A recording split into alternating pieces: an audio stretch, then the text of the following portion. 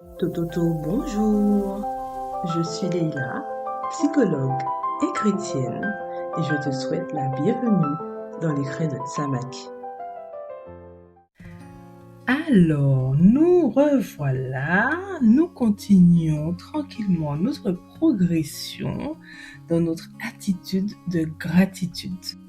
J'espère que jusqu'ici, ça se passe bien pour vous et que vous vivez pleinement l'expérience avec votre Dieu et que vous voyez les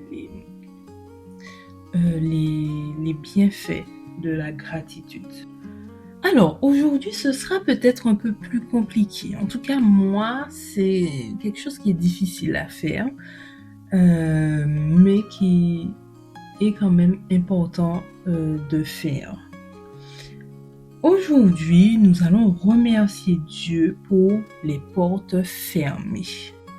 Vous savez, les situations où les opportunités nous échappent, des choses qu'on souhaitait fort, Dieu nous dit non.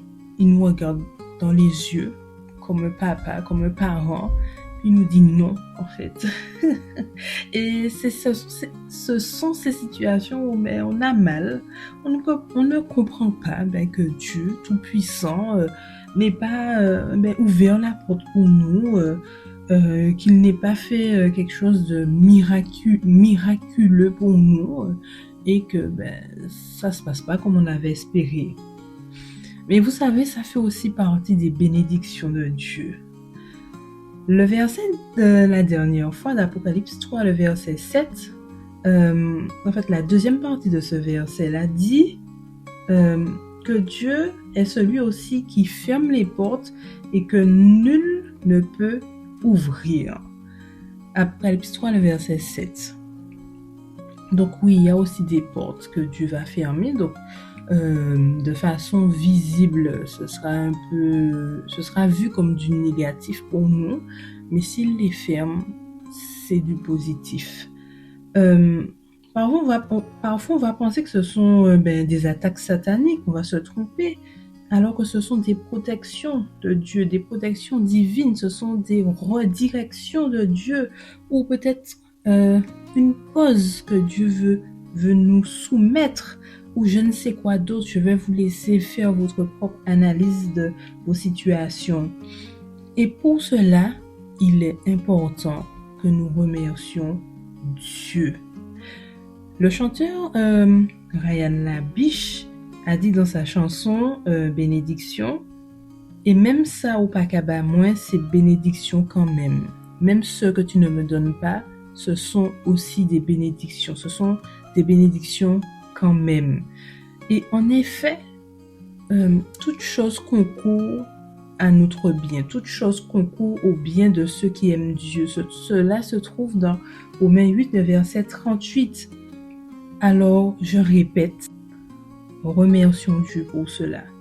Alors, je vous invite à prendre ce temps pour vous rappeler de ces choses que vous vouliez, des endroits que vous vouliez aller, par exemple, les objectifs que vous vouliez atteindre, mais pour une raison ou une autre, n'ont pas eu une fin positive, n'ont pas eu la fin que vous espériez. Alors vous vous dites, bon, ok, faire cet exercice-là, c'est supposé être dans la gratitude et me faire du bien. Vu comme ça, c'est un petit peu paradoxal, on est d'accord. Mais je vous invite à vous rappeler de ces situations-là, surtout en vous disant que Dieu est qui il est et que si ça s'est passé comme ça, il l'a fait pour votre bien, dans tous les cas. Je ne sais pas quelle est la situation, je sais qu'il y a des situations où c'est très très dur, et pourtant, il est important qu'on remercie Dieu pour qui il est, et par rapport à qui il est, d'avoir fermé la porte pour nous protéger, pour nous arrêter ou je ne sais quoi d'autre. Car quand Dieu ferme la porte, ce n'est pas pour se réjouir et puis nous regarder souffrir, c'est toujours par amour que Dieu ferme des portes. Comme les parents face à leurs enfants, des fois l'enfant va bouder, l'enfant va pas comprendre, il va se fâcher, mais le parent le fait par amour quand il dit non. Un parent, je parle bien du parent suffisamment bon, c'est-à-dire qui n'est pas dans la maltraitance et qui veut le bien de son enfant. Alors faisons comme Habakkuk, dans Habakkuk 3, les versets 17 à 18, qui dit « Car le figuier ne bourgeonnera plus, et il n'y aura plus de raisins dans les vignes. Le fruit de l'olivier trompera les espoirs. Les champs ne produiront plus de pain à manger. Les moutons et les chèvres disparaîtront de leurs enclos et les bovins de leurs étables. Mais moi, c'est à cause de l'Éternel que je veux me réjouir.